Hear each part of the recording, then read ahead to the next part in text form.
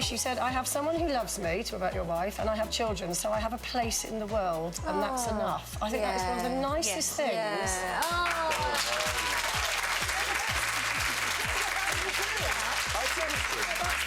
Because it's very rare that somebody who works in Hollywood understands that. Well, nobody's on their deathbed going, I wish I had more DVDs.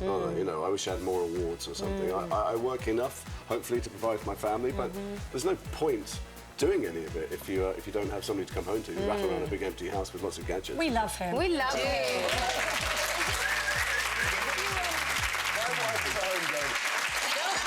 What's the most romantic gesture any of you have ever made?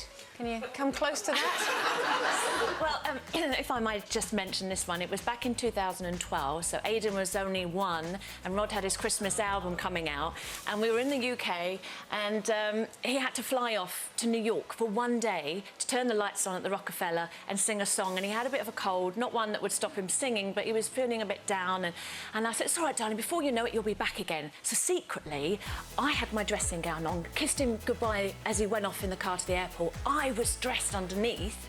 I had got myself on that flight too. I was in the gardener's car going on to the airport, telling Rod's driver, slow down. We overtook on the motorway. I got to the airport first, got through to the lounge, sat at the bar, and in came Rod, long arms, you know, and he said to the guy that was with him, so, you know, where should we sit then? And he said, well, here's a good place. Well, there's someone sitting there. Well, I'm sure that lady won't mind moving. And it was me, and he went, oh, oh. And I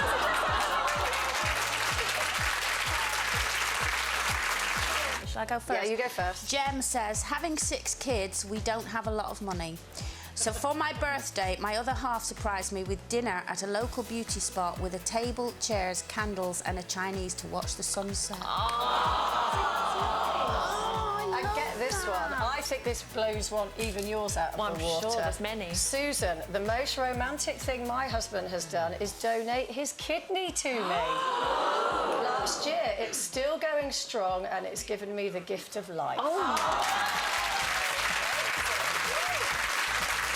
I've actually got a grading for you, Nadia. We've got a grading from you from someone who knows very well, and it's Mark, your husband. Oh, right. We've asked him to grade you as a parent.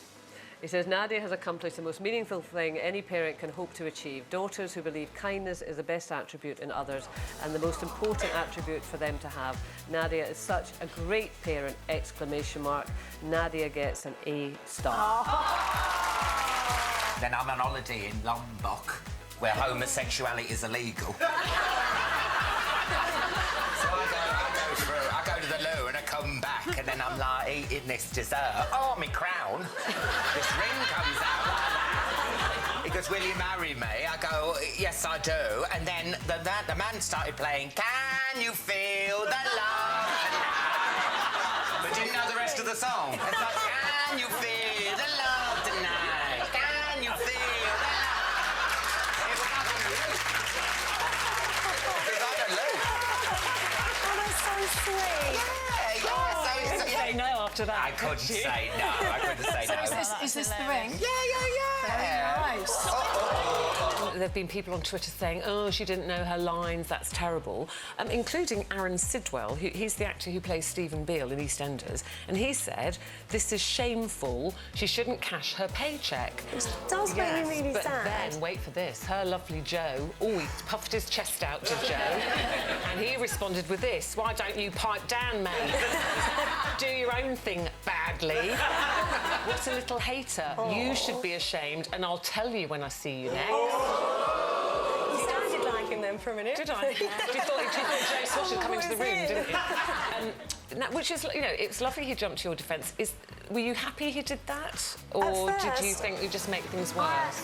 I adore Joe so much, and everything he does is out of his heart, and he does it because he saw how hard I worked and how much it means to me. I'm grateful for all the And how the upset jobs. you were at the Christmas. I was really upset about the whole thing, and he just, I don't think he appreciated someone in the industry knowing what I'd done and what I was trying to do, saying something like that. And I wasn't upset by it. I felt more conscious that he would get a backlash and that he might have people start saying nasty things to him, and that's what scared me the most, but a part of me felt like, oh my God, I'm so glad I've got such an amazing boyfriend.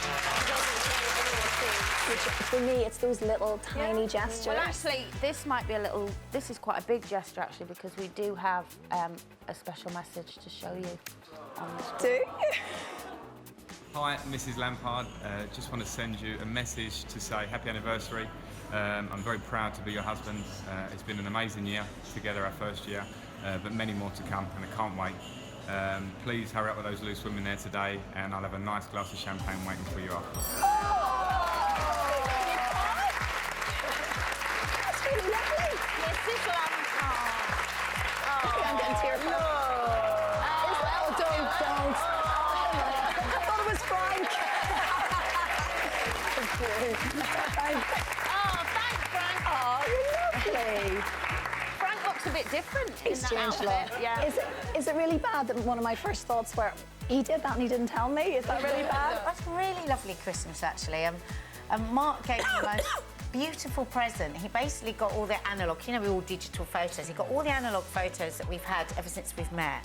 And the first photo was just this table of chaos with empty bottles of wine and food and fags everywhere. And I thought, what's this? And it said, it started with a mess. And then from then on, it was all the photos of our relationship, me giving birth, the babies, everything. And it did make me cry. Oh, that's one of me giving birth. But it made me cry. I was 20 minutes on the sofa sobbing. So fabulous Christmas. How gorgeous. It was really romantic though, but you know what it made me think? It made me think, I've got a real good in here, and sometimes I was taken for granted, and to have taken all that time to do that and sort through all those photos, and I didn't know he was doing it. Oh, that's me in labour.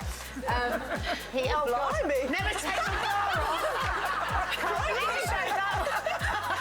Me trying to cram at the last minute. You're in labour reading a book on pregnancy. A bit too late by that point. Just like I was at school. I never knew what I was doing right up to exam day. So no, it was just like, it was one of those where I thought, blessed. I'm blessed.